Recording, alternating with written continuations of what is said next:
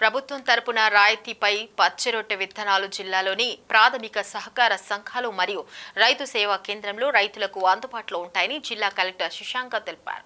జిల్లా కలెక్టర్ కార్యాలయంలో మీడియా సమావేశం ఏర్పాటు చేశారు.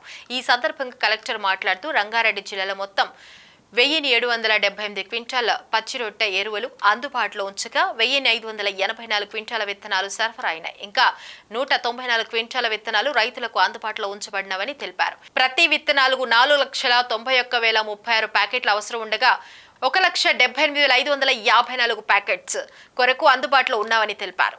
ఇంకా అవసరాన్ని బట్టి ప్రతిరోజు కావలసిన ప్యాకెట్స్ డీలర్ల వద్ద అందుబాటులో ఉంచబడునని అన్నారు. జిల్లాలో పచ్చి రొట్టె మరియు పత్తి విత్తనాల లభ్యత కొరత లేదని రైతు సోదరులను కోరేది ఏమనగా వదంతులు నమ్మి ఆందోళన చెందవద్దని అన్నారు.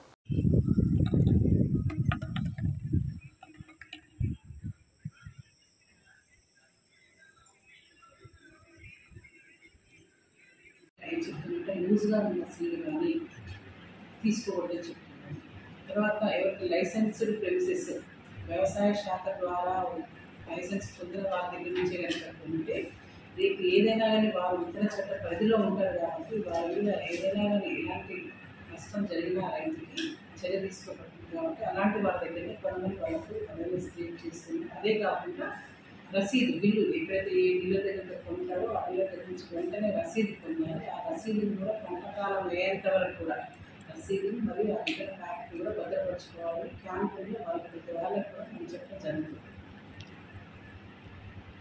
ఈ వానాకాలం ఖరీఫ్కి సంబంధించినంత వరకు ఎంతైతే మనకు విత్తనం అవసరం ఉంటుందో అంతకు మించే మన దగ్గర అందుబాటులో ఉంది.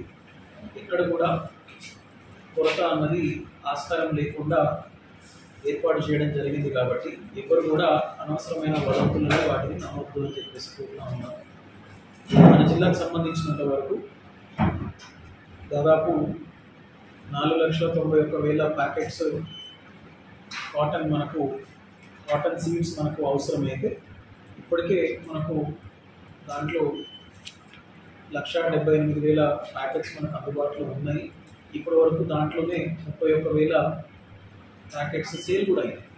దాదాపు 450 పైచలకు రీటైలర్స్ ద్వారా ఇవన్నీ కూడా అందుబాటులో ఉంచడం జరిగింది. మన వైపు నుంచి, అడ్మినిస్ట్రేషన్ వైపు నుంచి, ప్రభుత్వం వైపు నుంచి రైతులకు ఎక్కడ కూడా ఇబ్బంది కలగకూడదన్న ఉద్దేశంతో టీమ్స్ని ఏర్పాటు చేసుకుంటూ ఎక్కడ కూడా కృత్రిమంగా కొరతను సృష్టించడం కానివ్వండి, ఎక్కువ ధరకు అమ్మడం కానివ్వండి, అటువంటివి జరగకుండా చర్యలు తీసుకోవడం జరుగుతూ ఉంది. అన్ని మండలాలలో కూడా ఈ టీమ్స్ తిరుగుతూ ఉంటాయి. ఎక్కడైనా చట్టాన్ని, లైసెన్స్ కండిషన్స్ని అతిక్రమించి ఎవరైనా వ్యవహరిస్తే కఠినమైన చర్యలు కూడా తీసుకోవడం జరుగుతుంది.